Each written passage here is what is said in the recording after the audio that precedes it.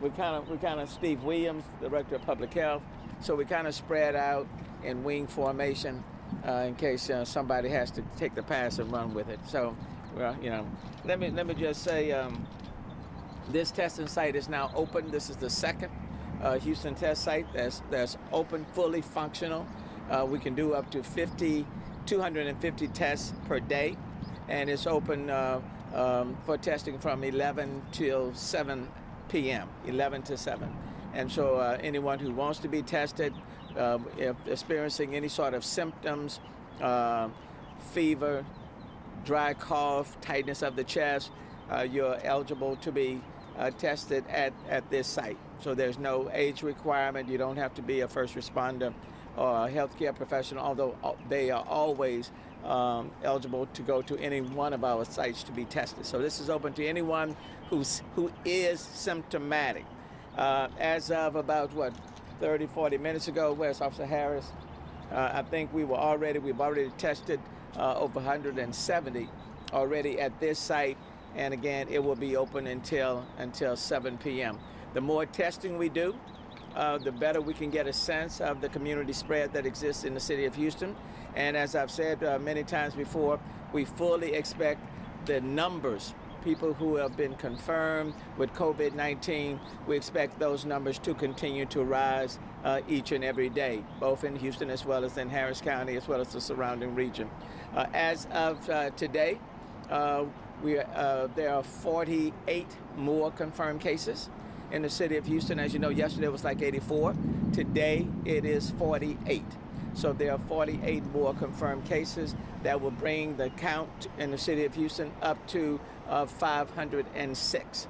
So 506 is a number roughly half of what was yesterday, but 48. And those numbers will fluctuate. Today is 48. Tomorrow it could be 100 or more.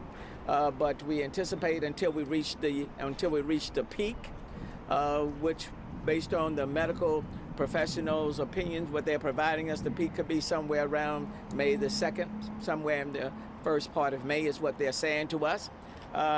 We expect those numbers to continue to rise each and every day as we do more testing. So I'm not so much caught up on the numbers. What is important is that we do everything we can to stay within our healthcare delivery system's ability to handle those patients that need to be treated in our hospitals, that we have the beds for them, both general admission as well as ICU beds. And so that's why it's so important to continue to flatten the curve. With respect to our death toll, we're adding 2 more to the list. Both individuals are one is in their 60s and the other is in the 70s. With underlying medical conditions. So 2 more deaths to report today. And with respect to the city of Houston, that brings the number to 6. So 6 deaths in the city of Houston, 6. And the goal is to keep that number down. You don't want to lose a single person. 1 is too many. But the number, 6 deaths in the city of Houston, 48 more confirmed cases today, bringing that number to 506. And so that's what we have. Again, talking to the medical professionals, in fact, earlier today, again, we are staying, below the ability, within the ability of the hospitals to take care of people who are coming to our hospitals. But we want to continue to be aggressive, to do everything we can to slow the progression of this virus. That is the singular goal, to slow the progression of this virus. Let me take this opportunity to thank Houstonians that are complying, because things are working. What people are doing is helping, and I want to take the opportunity to thank people for what they are doing. Let me thank you for complying, for working with us. As we drive around the city of Houston, for example, people are staying at home. We're telling people that unless you work for an essential business, please stay at home. And even if you go venture out to the grocery stores, to the pharmacies, please exercise social distancing, because that's what will be important, the social distancing aspect of this whole situation. I think I do want to mention, since this is the first of the week, we're asking landlords and tenants to work together. I do have a good report to make. because Camden Properties, which is one of the largest apartment complexes, not only in the city of Houston, but in the country, they have put together what they call their Camden Cares Resident Relief Program. They're placing like $5 million, Camden Properties. As you know, Rick Campo is chairman of the Houston Harris County Port. They're placing like $5 million into this relief fund for their residents, and giving a grant of $2,000 to their tenants who have lost their jobs or their income. They're not charging any late fees, no evictions, and they're working out individual rent deferral plans, which is good. And so hopefully other landlords and others will do the same. So I want to give a special acknowledgement to Camden Properties and to Rick Campo. They have many apartments in the city of Houston. But again, no late fees, no evictions, and they're working out the rent deferral. And in addition to that, they're providing $2,000 to their residents who have lost their jobs and or their income. So certainly want to thank all of them. We are always in the need for more PPEs. So let me put a special request on that. You know, if you have PPEs, personal protection equipment, or you have access to them, the first responders and other people that are on the front line, our health department personnel, public works, you know, all of these employees certainly would be appreciative of it. And at this point in time, because you don't know really how long this is going to last, you can never have enough. And I know that both Chief Pena and Chief Acevedo, as well as Steve Director Williams, can speak to that in a short moment. So let me stop there for now, and let me bring on Dr. Peirce, and he can elaborate any further if he wants to on the two deaths that we've had in there, the two in their one in the 60s and one in the 70s. Dr. Peirce. Let me shift to the room. Thank you, Mayor. So yes, we have two more unfortunate deaths to report. They're both folks, one is in their 60s, one is in their 70s. But we've seen this before. I don't want the public to be distracted. The elder folks seem to be the ones that suffer the greatest consequences of this virus. However, that does not mean those are the ones that are most commonly infected. Anyone of any age can be infected, and then of course they can then spread the virus to someone else. So all along, the mayor's been saying, don't pay too much attention to the numbers. We have quite a number of new cases today. 2 deaths within 24 hours. We've not had that happen before. This is not the trend that we're looking for. Each and every one of these deaths is potentially preventable if people would social distance, wash their hands, and do all those other things that we talk about. These are unprecedented times. We can get through this together. We need to pay attention, and we'll be successful.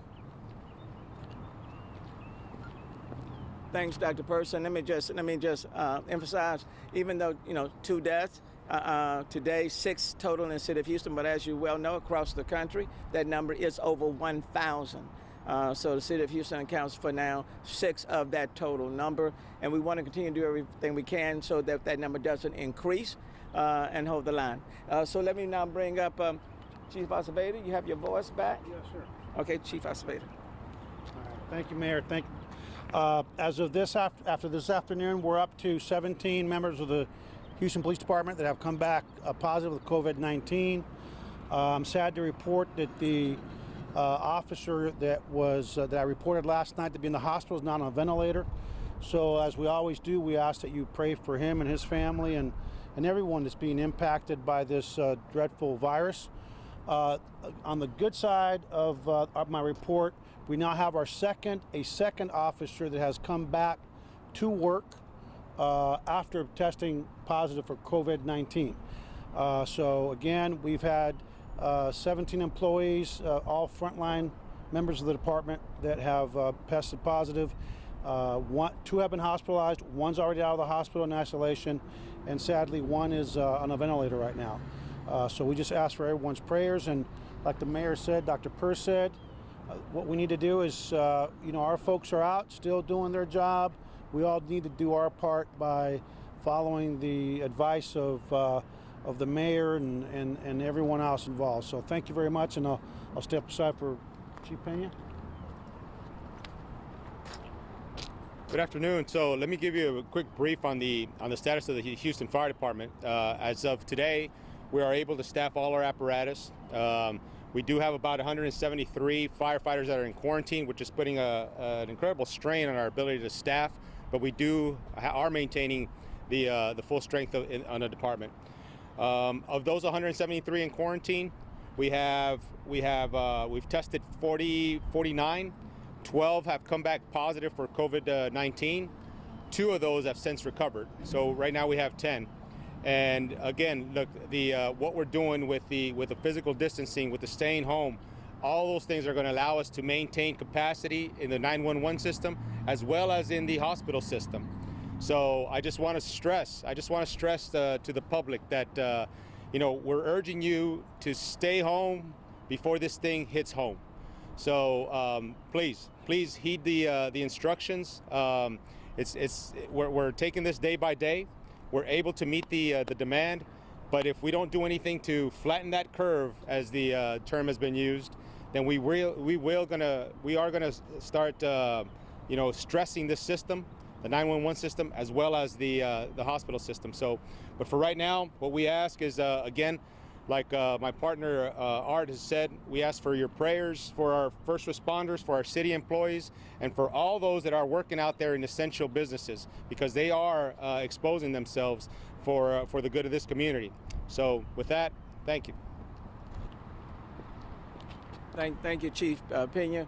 And look, let me just emphasize, every day that we can stay within our healthcare system ability to handle all of their patients, both for just the general beds as well as the ICU, every day where we can stay within their ability to handle is a victory. And that's how I characterize it. When they can take care of every patient that comes in every single day within their abilities, within their capacity, that's a victory. And so that's why they're going to do their part, within those walls. For those of us who are not in the hospitals, we can do our part by continuing to flatten the curve.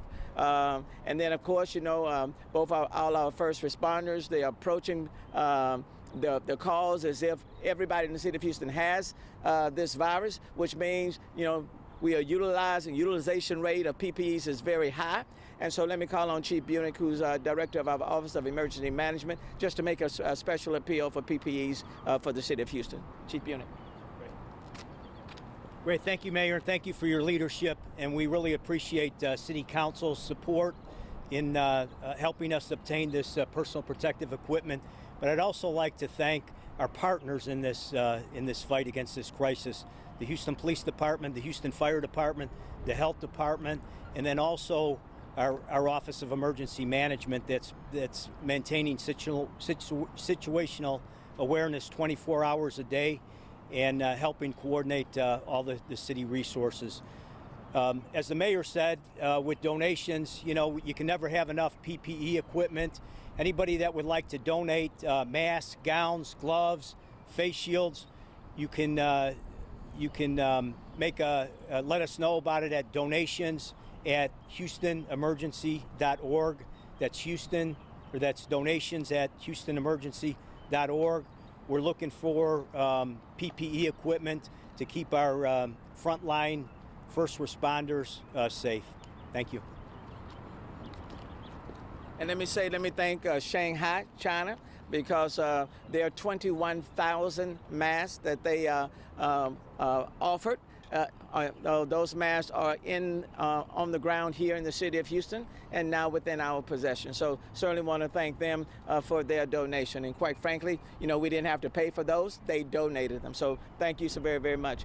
Director Williams, we are utilizing our health department personnel. They helped to set up this shop. They have always been out there. We don't give them credit enough. So Director Williams, your comments. Well, thank you, Mayor. I only have one message, and that is to those people who have actually gone through our screening process. We have a limited number of capacity at our Del Mar and our Butler site, 250. So I'm encouraging those people who have gone through that process to please show up for the appointments that we've given you. We really want to maximize the utilization of our testing capacity. And I really want to express a public thanks to our public health employees who are out here at the testing site, who are back in our office doing the epidemiological work that are following up on those people who have tested positive, doing our contract tracing to ensure that we're informing people to exercise either isolation or quarantine if you've had contact with someone who's positive. Let me thank Director Williams, and I see we've been joined by Congresswoman Sheila Jackson-Lee. I know she was instrumental in setting up another testing site in Northeast Houston. Congresswoman Lee, you want to have any closing comments before we start? Mayor, I think what is important, first of all, is my appreciation to the city, your leadership, to Houston Police Department, Houston Fire Department, all the medical professionals, all the unnamed essentials that are working for the city in many, many places, sanitation workers. Thank you to our DHS representative. We thank you, Steve Williams, and council member. We thank you so very much for your leadership. The federal, state, local have to work together. And my charge is to continue to advocate for the city of Houston for the work that they are doing. And that is, again, that we're saving lives.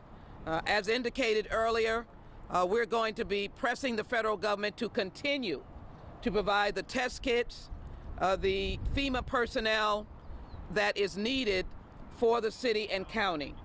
If we continue to do that, they will continue to be able to do their work. We want to make sure that Texas is seen as a state that is doing the right thing. We're a state and a local community that has not yet reached the epicenter. If we are to continue our work and be able to have a basis of diagnosis, which is the testing, then to be able to tell people to self-quarantine, to be able to eliminate community spread, then we will be a model for the nation. And I believe that we can be the model for the nation. So I want to thank the mayor. As you continue your work, my advocacy will be for you to continue to have the resources, the federal resources that are necessary for all of you, county and city, to be able to do your work. Thank you. And let me say the council members have just been tremendous partners. I can't say thank you enough. And Councilmember Abby Kamen, you're chair of the Public Safety Committee, and I know she once was quarantined. She's out of quarantine, and so she's here. Councilmember Kamen, why don't you just say a few words? Thank you, Mayor, and I echo everyone's appreciation for our mayor's leadership, for our Congresswoman's leadership, and for our fire chief, our police chief, Chief Bunick, everybody that is serving on the front lines, including our healthcare workers. They are doing an extraordinary job under extraordinary circumstances. So we ask, please, for the public to continue to be vigilant, to practice social distancing, to stay at home. When you're enjoying our parks, please don't play on the playground equipment. Don't play with balls and other people. Do your part so that our healthcare workers and our first responders can do their job in taking care of us. And I'm so happy, Mayor, that we now have this testing site open. We will continue to push our federal government to get us more of what we need so that we can take care of our residents. Okay, we'll take any questions that anyone may have. Yes, Mayor. The major risk groups, which are those in prison and the homeless, we really need input from you and the people taking care of them. I've been telling some of us that they are not getting the mask and other things. I know that Dr. Paz had a press conference with the Coalition of the Homeless. But we went out there doing the follow-up work that we are supposed to do, and they keep complaining that they do outreach and they don't have the mask. So how are you actually working to take care of these high-risk groups, those in the prisons, and Mayor, some of those are people in your county jail. The federal government talked about federal prisoners who may not have long term to be in jail to be released. So what are you thinking? What are you thinking about the homeless? With respect to the jails, the county is handling that aspect of the program, and so I'll defer to the county and the Harris County Sheriff Department and the Harris County Commissioner's Court with respect to the jails. With respect to the homeless population, we are working with our homeless coalition partners, The Way Home. We are providing them with personal protection equipment. We always need more, especially to those who are servicing our homeless population. They too are on the front line, and we want to make sure that they have what they need. We are working secondarily, for example, to thin out the population of our homeless that are within shelters, and we're working with the faith-based community to do just that. With respect to those that are on the streets, we are working to get to them sanitizers, the things that they are needed to keep their hands clean, and trying to provide them with the other things that would make them safe. And as you know, on yesterday, City Council approved the leasing of 2 hotels. And if they are needed to be tested, or if they have been confirmed to have COVID-19, we will use one of those hotels to house our homeless and to keep them there during their time when they would be contagious. Mayor, some questions from the pool. From KRIV, they are interested in knowing, several reports have suggested that Texas is the next hotspot following Louisiana and the East Coast. Your reaction to that, and do you think we need a tighter lockdown than what we have already? Well, we have already taken some aggressive steps, and we didn't just start that.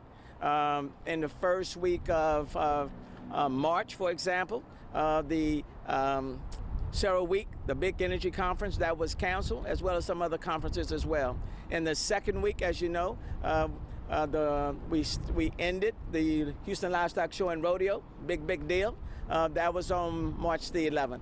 In the following week, March 17th, is when we put the prohibition on our restaurant, bars, and clubs, with the exception of being able to take out and delivery items. In the fourth week, on March 24th, is when the stay home, work safe order was put in place. And then on yesterday, instructed the Parks Department, for example, to take down the rims, basketball rims, or to block off our basketball courts. And then we are dispatching Houston Parks and Recs to our parks to ensure that people are complying with the social distancing. So I think we've been pretty much aggressive as any of the major cities, and we've taken steps even when our numbers were very low.